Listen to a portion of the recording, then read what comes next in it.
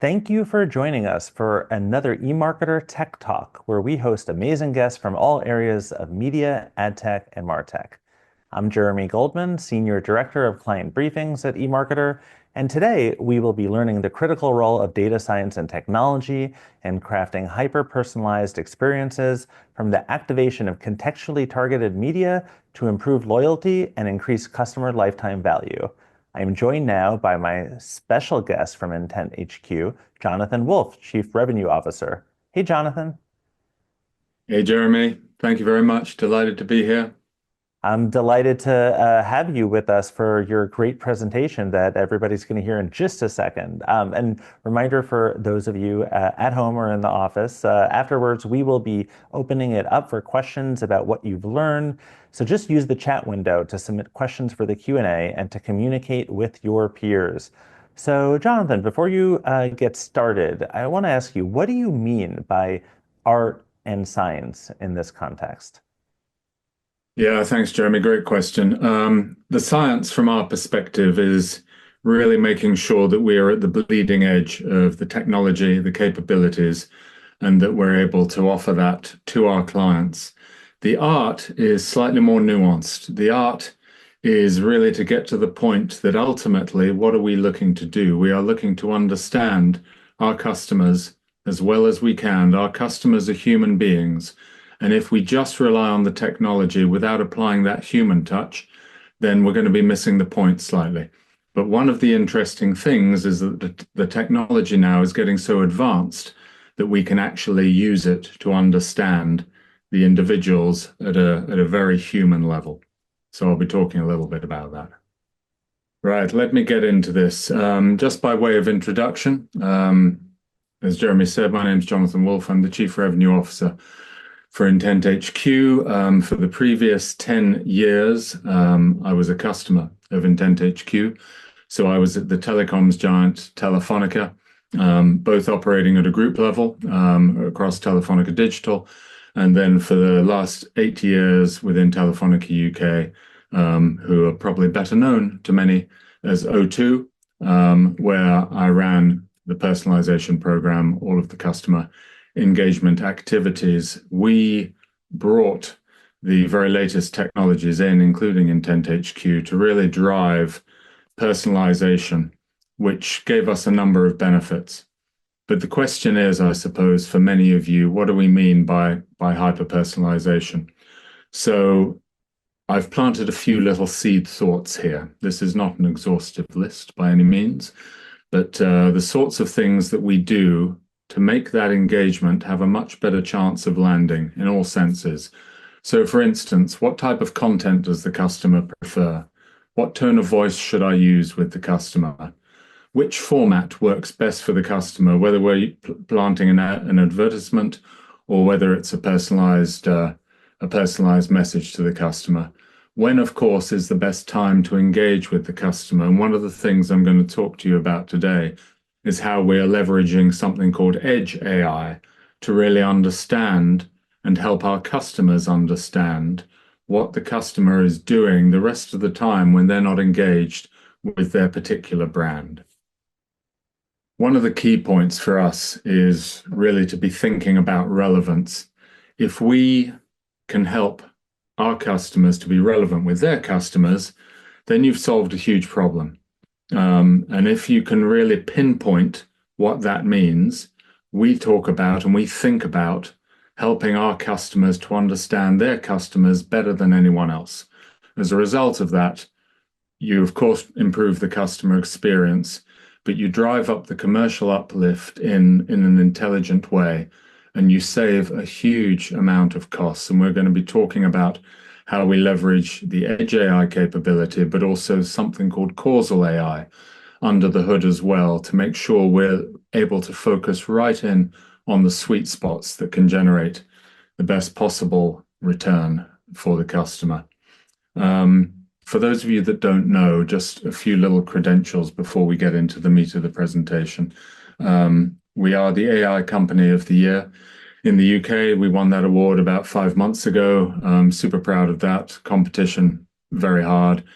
The Financial Times has categorized us as being one of Europe's fastest growing companies for the last 3 years. We have been called out by the telecoms analyst firm STL Research Partners as being a top 100 edge computing company for the last 2 years. Gartner consider our technology to be disruptive. And the ladies in our organization are super important to us. So about 45% of our employees are ladies, and about 42% of our data science team are ladies. And that's something that we're really proud of. Just coming down to the bottom of this slide, which will give you a little flavor for what we're dealing with. Talking about that's a little example of some of our customers there. Verizon, as one example, as we sit here right now, we've got data on around 100 million Verizon customers running through our platform right at this moment as I'm giving you this presentation. So we are very, very used to dealing at massive scale. We're talking billions and billions of records a day, processing that, applying the very best data science, the very latest causal AI and edge AI to really understand the customer base much better and help them pinpoint and segment the hotspots where there's real value. It's been quite a journey. I'm sure many of you on this have been involved in personalization one way or another. I just thought I'd call out some of the experiences that I've had. I'm not going to drain the slide, but 2010 to 2014, the emergence of data-driven personalization. When I was at Telefonica, we started to leverage just the network data. So this was without having to ask the customers for location permission at all, but just leveraging the network information to understand the movements of customers. And we started to be able to see who is in this street right now at a crowd level, at an aggregated level. But then more interestingly, where have they come from? How often do they come here? How long are they staying in this particular location? What was their mode of transport to get here? And we started to understand from some really coarse network data that wasn't being leveraged at all in this respect. This was the exhaust pipe from a telecommunications giant that was not being leveraged and not being fully understood. But we actually turned that into an analytics product and service with customers in the retail sector, in the transport sector, in public services as well. And then there've been a number of things. I remember the first time sitting in a meeting, which would probably have been 2014, 2015, where it became clear that data science was really growing, and we started to hear people using language such as random forest or recursive regression a little bit more often, and companies started to build up their data science teams a little bit more scale. And then, of course, we had GDPR. GDPR changed so much, certainly for us in Europe. If I think about where the consent rates were and the whole way in which we were marketing beforehand, and we were communicating with everyone unless they had opted out. And today, of course, our customers only communicate with customers where there's explicit consensual opt-in. So that flipped the model, and that in turn actually drove the need to be a little bit more explorative and a little bit more ambitious with how we could leverage data science and personalization. And then coming all the way forward to the right, let's just hop to 2024 here. Hyper-personalization powered by edge computing and federated learning. So we're talking here about the phone understanding the customer, the phone actually building and having a personal behavioral model sitting on the phone of that individual without having to understand who that individual is. So nothing about Jonathan, nothing about Jeremy as an example, but just about this mobile phone gets up at 6 a.m. This mobile phone goes to the office 2 or 3 times a week. And we're now able to bring all of that sort of information together with the appropriate consents in order to leverage and optimize how we engage with individuals and target the customer better. So yeah, let's talk a little bit about causal AI, which is one of the key technologies in this food chain. Here are some questions that we, in my former life at Telefonica, we were fascinated with. We couldn't answer these questions, even 5 or 6 years ago, effectively. So, can you tell me who's most likely to upgrade their subscription, but only if I market to them at the right time, in the right way, and with the right tone of voice? Now, if you can't answer that question, you, of course, are going to be marketing to way more people than you need to market to. You're probably not going to be marketing to them through the right channel. You're probably not going to be sending the right message. You're probably not going to be using the right flavor, the right tone of voice, the right imagery to engage to them. Or how about, can you tell me who's going to upgrade anyhow, whether we market to them or not? So if you've got customers, naturally, they're just always going to upgrade. Some might upgrade the second the latest phone is launched. Some might upgrade 6 or 9 months later. They're not too bothered about having the very latest product at the moment of launch. But wow, if you know that that's going to be the pattern, then you can really be far more focused. Maybe market to them way less, maybe not market to them at all, because they're just going to carry on moving up the food chain. Yeah, no, maybe, and I'm glad that you have this slide, by the way, here, just because I was going to quickly interject, causal AI, very interesting. And of course, it's about identifying and understanding cause and effect relationships and data, but if you can talk a little bit more about how it can really help companies focus on the right audiences, that'd be great. Yeah, absolutely. Thanks, Jeremy. So in this example, and we're doing this with a couple of our large customers right now, and the results are absolutely fantastic. So if we just look at these four boxes here, and we've got the customers. I'll use the arrow. We've got customers who, if I market to them, it's wasted. Why is that wasted? Well, they're going to buy anyhow. And this might be from an e-commerce site, this might be a financial services product, this might be a new phone, whatever it is. This is not sector specific, but you've got your segment of customers who are going to buy something anyhow. So actually, your marketing effort to them is wasted. You've got customers who really do not want to be disturbed, and actually, if you market to them one more time, they might swipe left and they might opt out. And then you've lost a further chunk of your marketable base, which of course is a huge issue. You've got customers who, yeah, we categorize as a lost cause. Now that definition could be quite wide, but that might be customers who are just never going to respond. They could be non-responders. They could be customers who you're never going to get up the value chain.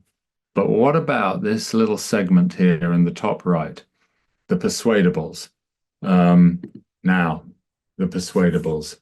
How's about if I can identify who is the group of people who will upgrade or take another product or take another service, but only if I engage with them in the right way, at the right time, through the right channel, and with the right tone of voice.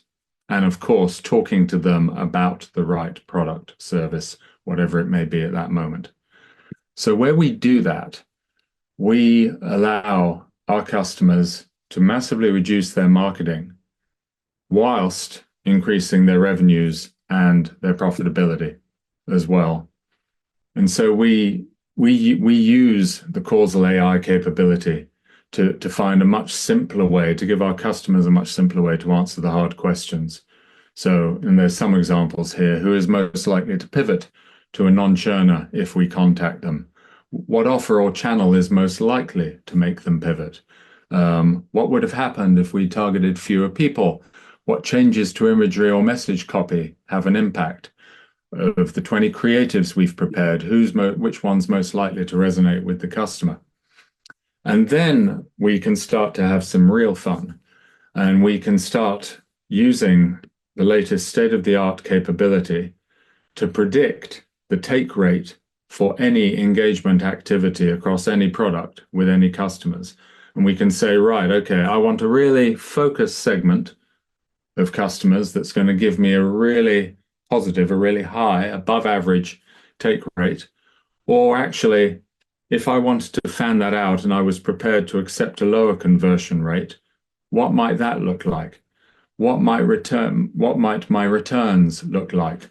What might the profitability look like? And to be able to play with this highly accurately before you actually fire the campaigns, before you fire the customer engagement.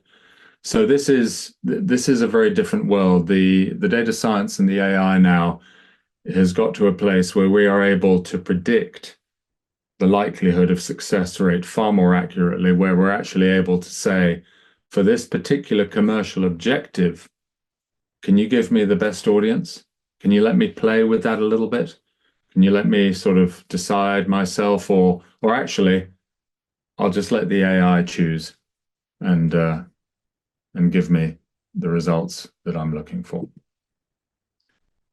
So getting a little bit more into it, I mentioned earlier the Edge AI and talking about putting the AI on the phone. There's a whole number of benefits to this. The phone, of course, as you will all be aware, the phone is very much our lives today.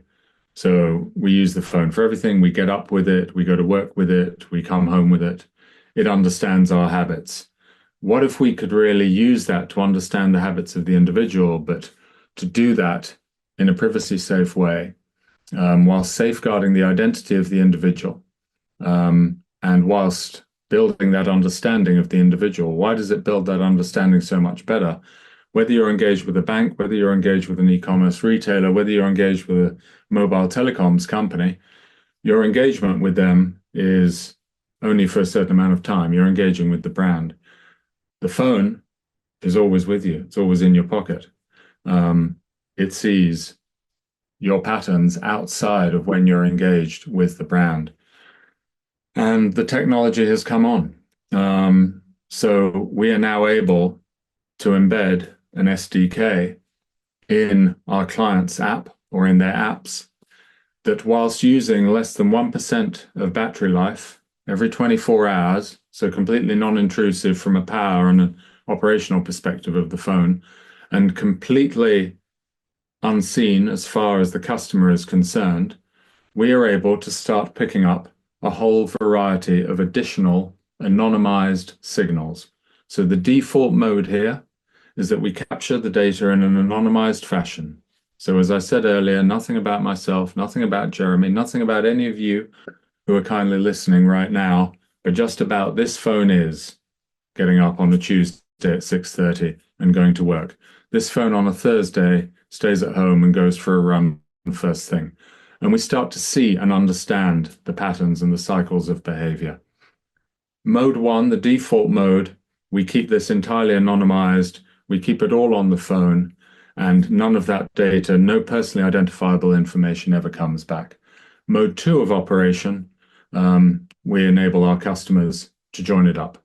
And so any view that they have on their customers currently, we allow them to increment that. And that customer 360 that the customer has all of a sudden becomes a much more real world customer 360 as a result of what we're able to see.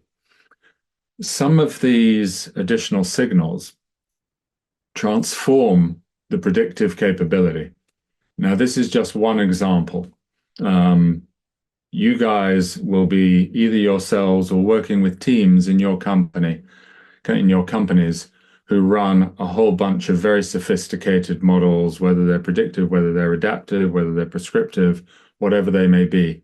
What this slide is designed to illustrate is to say, picking up a whole bundle of these additional signals, just taking prediction of age as an example, here is why we get so much more accurate. Believe it or not, we have started to see very hard data proving the correlation of some of these data points with age. So the difference between myself and a Gen Z, for instance, with how often they switch their screen on and off, with their font size. We were just talking about before this show about the fact that I'm now wearing glasses for the last 3 years. Font size for the youth of today, very different from middle-aged people. A fascinating one that might surprise you or it might not surprise you, but the install and uninstall rate. So middle-aged people, they download apps, they install them at pretty much the same rate. The difference is if they're not using the app and the app just goes into a dormant state, middle-aged people tend not to uninstall them. There is a correlation between that, whereas the 20-somethings, the Gen Zs, they download the app, and if they're not using it, they delete it straight away. Very different behaviors that we see. The usage at day and night time, the screen brightness, car type and usage, steps per day and movements, all of these additional data points, and this is just a sample. We have hundreds of additional data points, all enable us to zone right in on a far more accurate age prediction as a result of that. And where we go from the sorts of things that we see with our customers, we thought that we were targeting in this instance based on previous data, someone who was 40 to 50 years old, lived in a certain location down in the south of England, their average spend was a certain amount, the sort of food and the sort of fashion they liked was Asian, and how long had they been with us and how long since they last used the phone. That becomes a much, much richer profile. So we start to understand what are their interests, what brand affinities do they have, what behavioral tribes do they fall into, and what sample AI models are we able to leverage in order to be able to drive far more accurate and responsive engagement for the customer.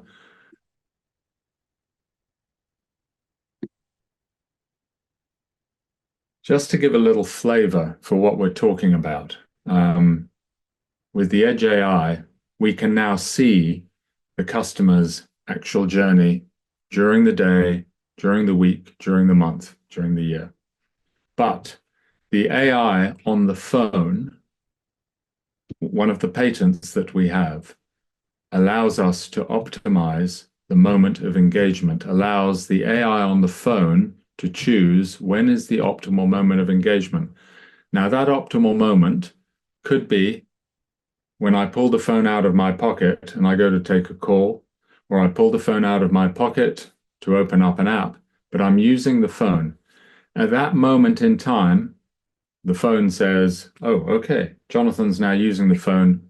I will trigger that message now. That happens instantly. And that happens because the AI on the phone is able to see, all right, now is a good moment. But it's also able to see the sort of daily journey that we've got illustrated on the screen here and say, okay, do I contact them when they're on the train, perhaps? Or do I not contact them when they're in the office? Or do I contact them perhaps when they're back home in the evening watching TV, but they've pulled the phone out of the pocket? We can let the AI on the phone choose that optimal moment. And where we do that, and we'll talk a little bit more about that in a second, we see some fantastic uplift with our clients purely as a result of the AI being able to choose that optimal moment to engage, which it has learnt as a result of the phone's behavior. In terms of how all of this fits in, and some of you might have seen diagrams that are similar to this sort of flavor. The Intent HQ capability, our core capability, sits very much in the middle, where we have a set of proprietary and patented technologies. But what we also have sitting here is the AI on the phone, in our case, the Edge AI that I've just been talking about. We take all of those signals in to our world in Intent HQ. Our customers do not have to change their existing marketing or advertising or sales and service setup. You can think of this as being a real catalyst, a fuel injection system to enhance the quality, the accuracy of the audiences massively. So the customers that we work with, they don't change their campaign management systems, they don't change their CDP, whatever platform they're using to actually activate to the customer.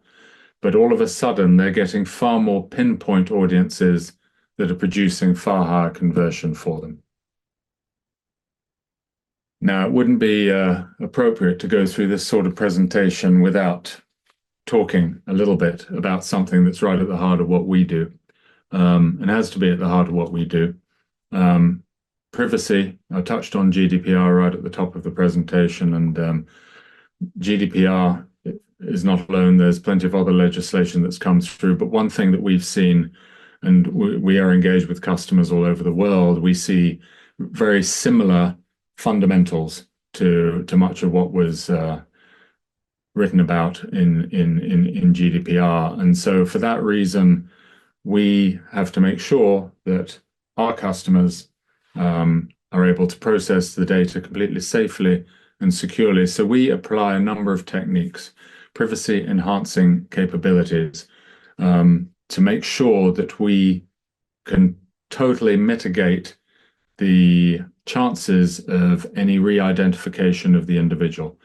Now, at no point in our world do we have any PII in any of our systems. We are processing vectorized representations of the customer throughout, but we also apply a number of techniques, and we don't apply any of these techniques in isolation. We apply the layering techniques. So we might use, for instance, temporal and spatial aggregation, as well as noise injection, the addition of random noise, which we're able to do to the source data without the reduction of the quality of signal at all. We might use differentially private representations as well. And of course, edge computing itself, which for the customers that we have that are using edge computing, there is nothing on from a personal information perspective on the device whatsoever. If I can jump in, I love that you're talking about privacy. I think one of the most important things probably to your clients and prospects in your conversations. But I think probably another one of the really big ones is customer engagement and conversion rates, right? So maybe you can share some examples about, okay, read my mind. Great. Thank you very much. Perfect segue, Jeremy. Yeah, so where does all this get us to? Well, it gets we're all in a super competitive world, whichever company you're working for, I'm sure is having to compete and having to be really smart about their engagement. The results that you see here, this is with one of India's largest financial services conglomerates. I referenced this slightly earlier in the presentation. And this is purely using the AI on the phone to pick the optimal moment for engagement. There's a whole set of other capabilities that we could also use, but this one just in isolation. This uplift was driven by optimal moment of engagement, and this was a mutual fund product. 9 times click-through performance as one example there. So that was fascinating. We've got other examples as well where we've been able to see a huge increase in the numbers of monthly active users as well. But when our customers see this sort of initial improvement in conversion, yeah, that tends to outstrip what they've been able to achieve elsewhere.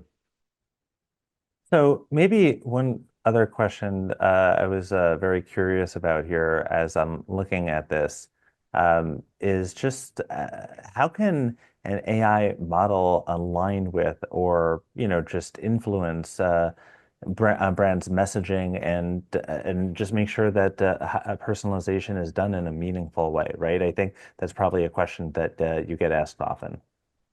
Yeah, no, absolutely.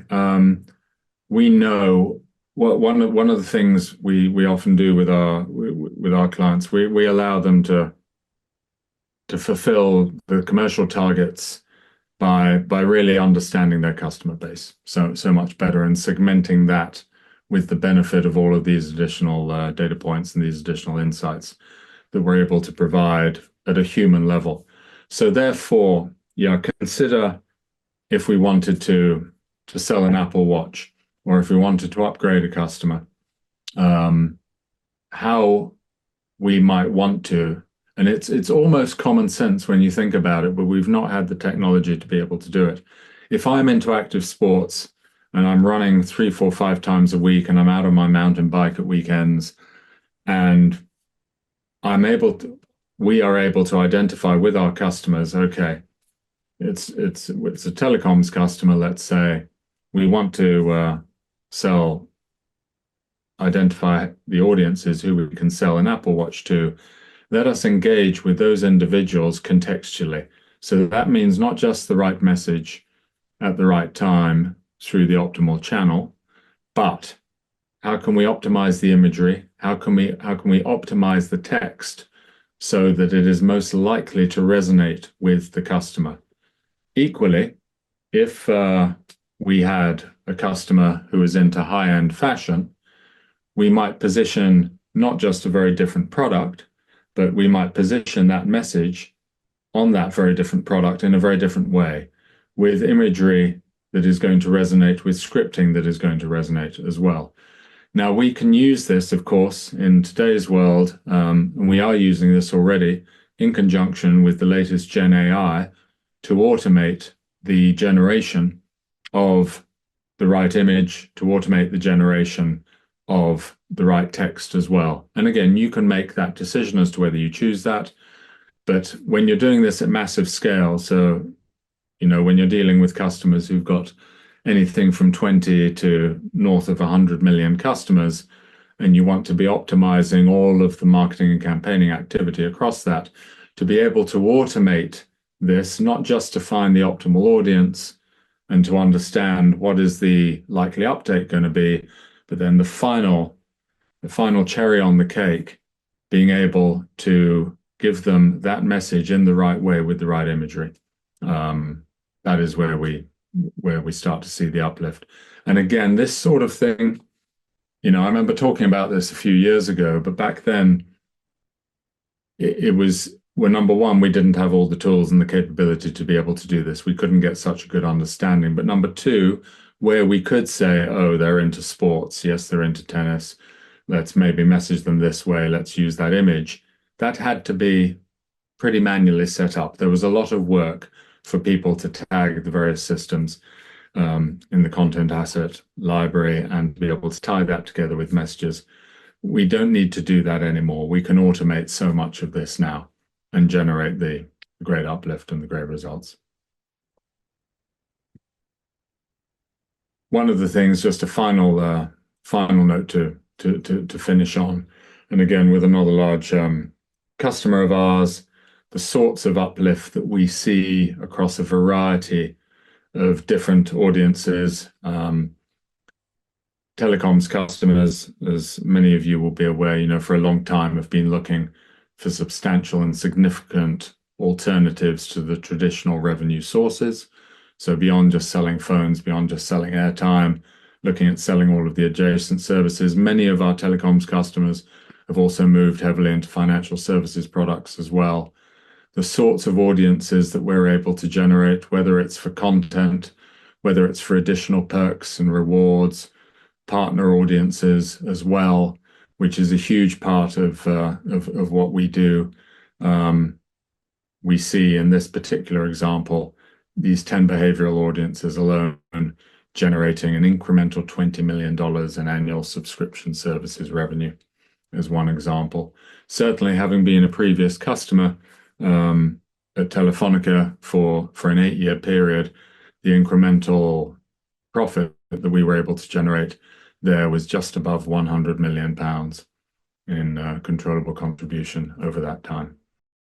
By the way, that's a pretty big mic drop moment, I would say, from a return standpoint, right? Just before because I know you're wrapping up now, but as we come to the end of our time and before we go to audience questions, maybe you could just answer this one for me. What's one piece of advice you would give to all the marketers here today, with respect to this topic? Sure. No, thanks, Jeremy. I think one of the lessons we learned, we started implementing. So flicking back to when I was client side at Telefonica, we started implementing this technology, some really smart technologies very early on. That was half of the challenge. The other half of the challenge was actually how do you effectively drive that engagement so you get that adoption across the business? whether it's a retailer, whether it's a financial services company, whether it's a telecoms company, as it was in our case, how do you actually get to the place? And we managed to get to the place where, you'd walk through what was a massive marketing department, and over half of the people had the platform on their screens at that moment. Now that didn't happen just like that. We had to put a ton of effort into making sure that we had not just the commercial teams and the marketing teams and the data and analytics teams on side, but the legal teams as well, the senior management in other parts of the business. I often use the analogy. I say to people, it's much easier to surf the wave than to make the wave. And we actually had a number of people in my team whose job was purely to drive business adoption. So their Monday to Friday job, whether it was in the channels, whether it was in the stores, whether it was with the online digital team, whether it was with the campaign management teams, of course, the customer value management teams, we were never assumptive that, okay, we've got this great tech, people are just going to start using it. So we were also proactive, very proactive with our engagement to get that roll out across the business. And we weren't, we didn't learn that from day one. We learned that from probably about day 500, if I'm honest. But then from day 500 onwards, that transformed the uplift we were able to get. Well, that's a nice, humble approach. Jonathan, thank you so much for sharing these great insights. Learned a lot here, but I know we're going to probably learn quite a bit in some of these audience questions as well, including, I think, a few that might even put you on the hot seat, but I know you're up to it. So, yeah, this is a pretty good one to start with, I think. This emerging tech that you offer, but just overall with the space and ongoing innovation might seem at odds with the simultaneous tightening of ethical data and compliance regulations in just about every market that marketers are operating in. So, is this the case? And how can brands stay one step ahead while also balancing, these privacy concerns? So I think that's a kind of a tough one, but I think you're for it. No, thank you, Jeremy. This is not, yeah, no, great question. This is definitely not a solved problem. But what it does do, and where we've seen evidence, is that customers, the phrase value exchange, which is not one of my favorite phrases, I'll be honest, but where you are offering a genuine value exchange, the customers will consent if you approach in the right way. So let me give a specific example. Let's talk about a former company that I work with, Telefonica O2. They have an app called O2 Priority. And what's O2 Priority give me? Well, as I arrived at the office yesterday morning, it let me know about a free coffee that was nearby, literally free. 2 mornings before that, it let me know that I could pick up some breakfast free at another restaurant, another partner company. In order to pick up these free offers, O2, of course, the marketing team, they pay a certain amount of money annually for these offers to be made available. But from a customer perspective, this is free stuff. And we ran a load of focus groups, and the customers will opt in and consent because it's actual hard free stuff. Now, this comes out of an annual marketing budget, and it's big money, but it's not big money relative to the size of the annual P&L. It's actually a pretty small amount. So if you can construct the engagement, and it might be early access to Taylor Swift concerts, it might be free coffees, free bacon rolls, whatever it is, but not just offering the customers a chance to enter some sort of prize draw, but actually giving them something free that you're paying for out of your marketing budget as a business. You can really make great strides into protecting your consent rates. So yeah, that's been my lesson, is actually, offer something, give some value back in exchange to the customer. Yeah, I think that it makes sense, and that's something that we're seeing as well with all of the data that we're collecting on this very topic. I think we actually had another question, which is thinking about the implications, let's say, for various industries. How can you, based off of your experience working with clients, is the approach that you've gone to market with, does it extend to work better naturally with some industries versus others? I'm thinking, I don't know, retail or CPG versus some of the examples that you put up there. Yeah, I know. So retail, we're working with a couple of very large retailers right now. Fundamentally, the same principles apply. So number one, that we can use the latest technologies today to build a much better understanding of customers' behaviors, habits, as we've talked about, that real understanding of what the customer is doing when they're not engaged with the brand. So pick any big retailer as an example. And, whether it's a fashion retailer or whether it's where you get your weekly groceries from. And, they can see my shopping basket, they can see your shopping basket every week. If you've got some sort of loyalty or rewards card, let's assume for the sake of argument you do. And they can see that, you have a healthy diet or you don't have such a healthy diet, or from what you're buying, they can infer that you have a family or you're single or that you've got pets. They can see all of that. So they can build up, a good set of understanding about the customers.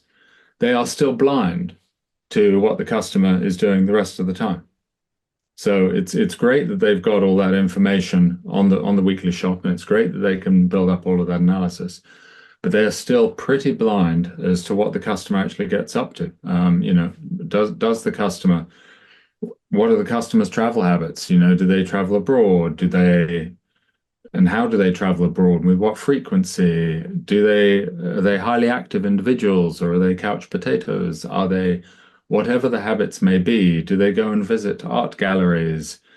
What other apps do they have on their phone? We can see that. We do not see the in-app usage, by the way, but we see the footprint of the installed apps.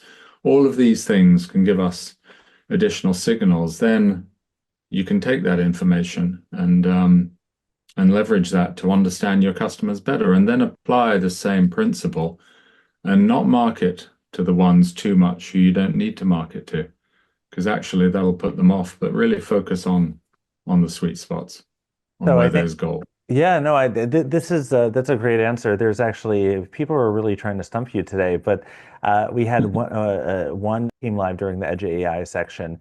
How would what you were presenting play with firmographics, which is one of my favorite words, the set of characteristics describing companies instead of demographics? So have you thought about either expanding into that, or are you doing anything in that place to a little bit more help people target, let's say companies more so than discrete customers? Yeah, no, the same principles apply. And yeah, great question. We've primarily we have targeted, we're a B2C play. So most of our customers are consumers, but where that differs is because we can build up such an accurate profile, for instance, of customers who like particular brands.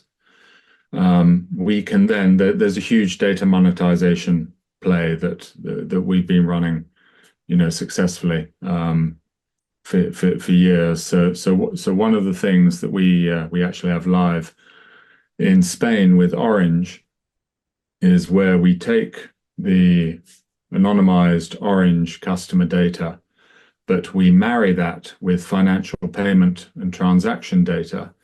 And then the Orange B2B team go out and they sell those insights in Spain to all sectors.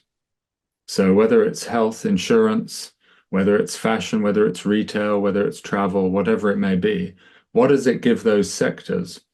It gives the brands within those sectors much better visibility of how they are performing against other brands within the same sector, whether it's by geography, whether it's by income stream, whether it's by product value, whatever it may be. So yeah, the data monetization play is very strong for us, and we did some segmentation as well in my previous life at Telefonica, where we did use this same capability to construct audiences based around the different business profiles for the small and medium-sized enterprises as well. Even the fact that you're thinking along the lines of not just targeting customers, but building basically another line of business for some customers. I like the way you think. I want to talk to you about that offline sometime. But since I know we don't have so much time and the audience doesn't want to hear me, I want to turn it over to you for maybe one more question. How do you balance customer value, customer trust, and transparency, right? It seems like obviously you're trying to kind of make sure and advise brands that there needs to be the right kind of value exchange, as we talked about before. But it seems like it's a tricky balancing act to find exactly at the right levels, and how do you be, not too black hat or white hat, but kind of almost be gray hat in a meaningful way. Yeah, no, that's a great question. I think the key for me is to be able to offer options. So we've talked about the privacy enhancing set of technologies that we have, but equally in our world with Edge AI, we've talked about how we build up that personal behavioral model on the customer without identifying who they are as an individual. So nothing about Jeremy or Jonathan, just about this mobile phone is. And then we infer a whole set of very detailed behavior and understanding about them. That is that is really key because we can actually say to our customers, we can be completely transparent and say we are not identifying the individual, but we still have a mechanic for you to be able to target. You don't know that it's Jeremy or Jonathan, but you're still able to target that same individual. You're targeting the mobile phone that, in my case, maybe gets up at 6 o'clock in the morning and goes for a run. You don't know it's Jonathan, but you know it's this guy. You know it's the guy who goes to work in a physical office 3 times a week, who has these particular interests, etc. You're still targeting that, and you can still build up all of that information without saying, oh, here's his email address, here's his phone number, etc. Or if they don't want to do it that way, we can bring all of that data together. But the key thing is to be able to offer options and say to our customers, look, it's a competitive world. Let us show you at least some of the very latest technological advances, and you choose. You choose how you would like to do this. Do you want to be able to trigger, what we call blind personalization? So still triggering the messages contextually, but without understanding it's the individual, or do you want to be able to join that up? And that, coming back to the trust and transparency piece, that gives you, that's a beautiful thing, because if you're asking customers for location, and you can say to them, okay, give us your location permission, but actually we're never going to know it is you, Jeremy. We're never going to know it's you, Jonathan. We're just going to know it's the location of this particular phone at the time. We don't have the phone's number. We don't have any of that. Are you happy to consent? Are you happy to opt in? And it'll be a different answer for every company, but the key thing is between that on the edge side with the core privacy enhancing capabilities that we have within the central system, be able to offer the customer options and let them select which one or which combinations they are most comfortable with. Well, so I know we covered a lot of ground, Jonathan. So first off, I just want to thank you again for this great content and answering all the questions from our audience. We really appreciate it. Great. No, thank you very much. Thank you very much for the opportunity. It's been a And pleasure. oh yeah, no, sorry to cut you off. I just want to make sure that we get our audience, to hear some really important announcements and things that we've got going on. If you like this webinar, and I want to tell you about some of our other great things going on eMarketer's media channels. You can just visit eMarketer.com to register for upcoming live analyst and tech talk webinars and sign up for our newsletters. And don't forget to tune in to Behind the Numbers, eMarketer's daily podcast. which you can find anywhere you listen to podcasts. And keep an eye on your email for the link to today's playback. And of course, feel free to contact us if you have any other questions. We'll see you soon.